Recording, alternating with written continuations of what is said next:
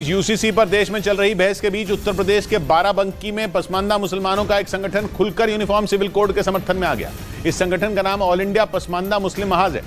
पसमानदा शब्द का मतलब होता है वो लोग जो पीछे छूट गए या सताए गए।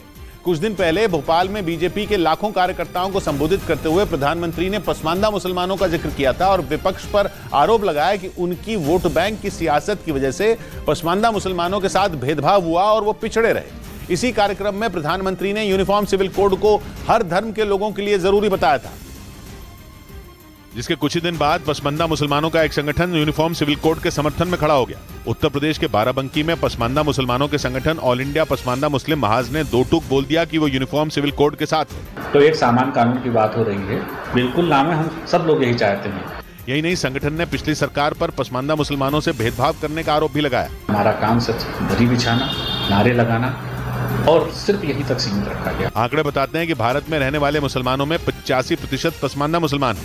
वहीं सूत्रों ने बताया कि उत्तराखंड में यूनिफॉर्म सिविल कोड का ड्राफ्ट तैयार हो चुका है और इसी महीने कमेटी उसे उत्तराखंड सरकार को सौंप सकती है। सूत्रों के मुताबिक ड्राफ्ट में शादी, तलाक और प्रॉपर्टी से जुड़ी कई सिफारिशें की गई। उत्तराखंड के मुख्यमंत्री खुद ये बयान दे चुके हैं कि उन्हें ड्राफ्ट का इंतजार है। यही नहीं, ड्राफ्ट तैयार करने वाली कमेटी ने कुछ दिन पहले बयान दिया था कि उसका काम करीब करीब पूरा हो चुका है। और कुछ ही दिन बाद खबर आई कि इसी महीने यूनिफॉर्म सिविल कोड से जुड़ा ड्राफ्ट उत्तराखंड की धामी सरकार को सौंपा जा सकता है। सूत्रों ने बताया कि ड्राफ्ट में लड़कियों की शादी की उम्र बढ़ाने, तलाक के लिए पति पत्नी दोनों को बराबरी का अधिकार देने, प्रॉपर्टी में लड़के और लड़कियों को बराबरी का अधिकार देने और लिव इन रिश्ते का डिक्लेरेशन जरूरी करने की सिफारिश की गई और कहा गया कि इस बारे में माता पिता को जानकारी होनी जरूरी है।